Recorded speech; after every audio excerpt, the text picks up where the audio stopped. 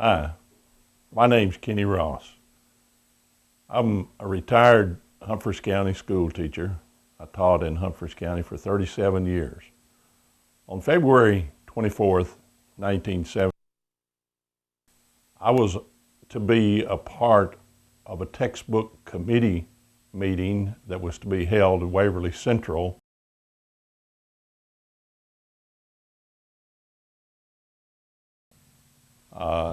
You know what happened on that day. It's a rather infamous day in the history of Humphreys County when we had the terrible explosion in Waverly that afternoon. That afternoon, I traveled to Waverly.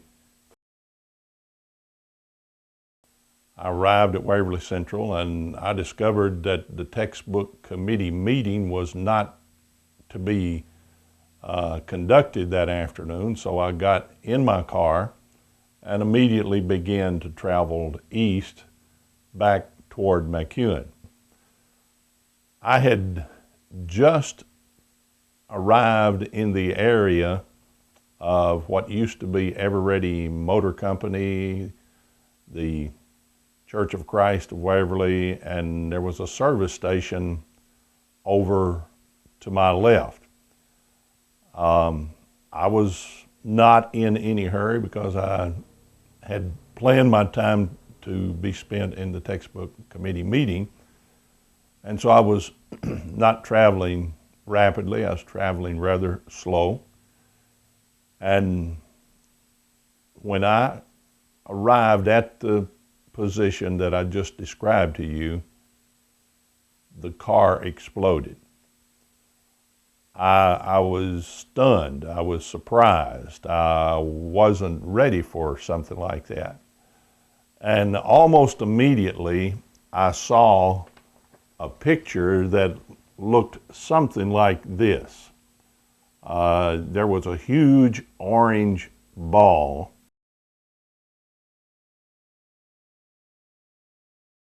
Hewitt, and it resembles closely what I saw that afternoon. My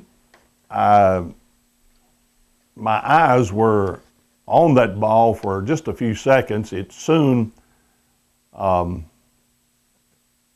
began to look something like this. The ball was bigger, the elevation was higher, and in a very rapid fashion, very quickly, it began to look from this to this. And I was shocked. I was surprised, and time and distance were distorted for me momentarily. And when it first occurred, I thought something had exploded at this gas station at the end of my finger here, but almost instantly I realized that it was something bigger, something farther away, and I knew it was terrible and devastating within just a second or so. There was a policeman immediately behind me, a Waverly policeman in the patrol car, and almost instantly his siren and lights went on, and I was right in. And when they did go off, I had at first a shocking experience in front of me. Secondly, almost instantly, I had a shocking experience behind me. And so that distracted me from the development of any plume or any mushroom that might have escaped in an upward direction after.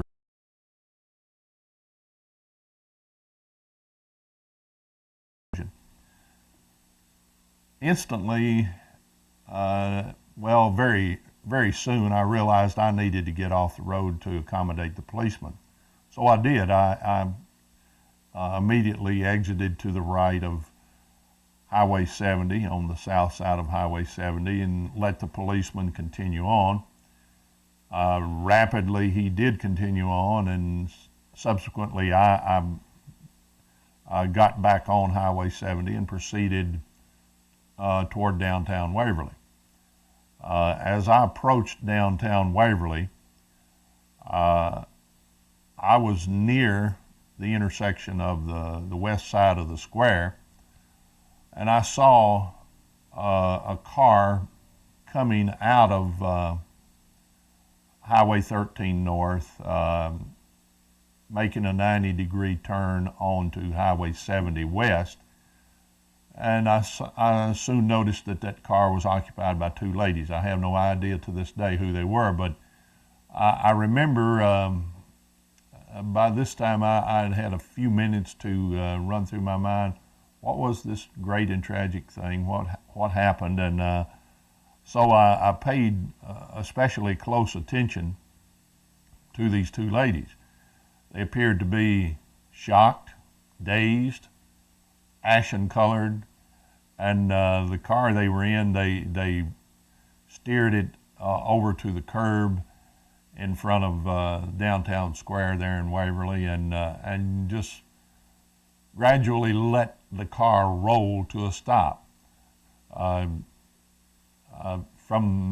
the reaction that I saw, I wondered what they had just seen. I felt like it had to be terrible. In just a few seconds, I myself approached that same intersection, the intersection of Highway 13 and Highway 70.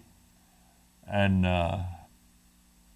I quickly ran through my mind the question, should I turn north at 13 or should I continue on toward McEwen? And I, in a moment, decided to continue on toward McEwen. I rationalized that probably there'd be a lot of people at this scene who were actually getting in the way of people who were trained and expert in their field. And so I said, they probably don't need another amateur like me just getting in the way. And so I actually thought it was the right thing to do and a noble thing to do to continue on, and I did.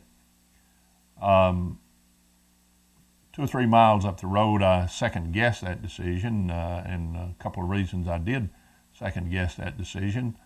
My brother worked for Meriwether Lewis, and I still didn't know where this bad thing had occurred, and I felt like it might have occurred close to where he worked. My wife's first cousin, Van Johnson, worked in a builder supply in that area, and I second-guessed my initial decision. I said, well, maybe I should have gone, but then I rationalized again. I said, well, whatever happened, probably there's no need for me to go back now because I didn't realize the magnitude. And I thought, well, it probably whatever occurred, it's under control by now, and so I continued on toward McEwen. As I approached the roadside park east of Waverly, west of McEwen, I passed an ambulance from Dixon County, and I thought, whatever this tragedy was, my initial thought was these people have responded immediately, and then secondly, I thought, no, there's no way they could have responded that. The response could have been that rapid. I'm sure they were already en route before the explosion occurred, because I continued on east toward McEwen. I drove back to McEwen High School.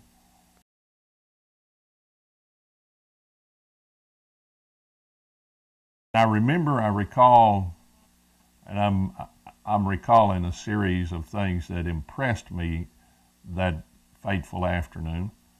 But another thing that impressed me was when I drove back to McEwen High School, I drove up in front of the old gym, the parking lot that is in the corner between the west entrance of McEwen High School and the old gym, and I parked in that parking lot.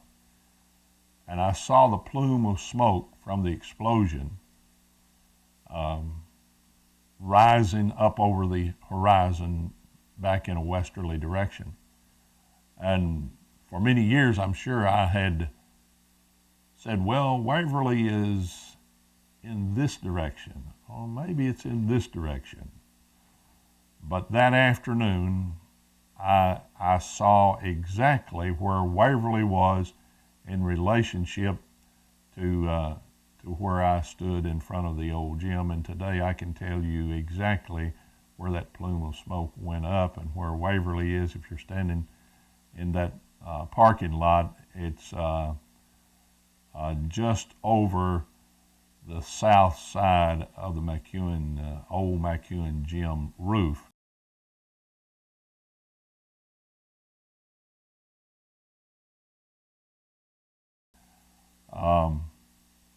I was impressed by many things in that short drive. Later, I was impressed by the evening that we all had.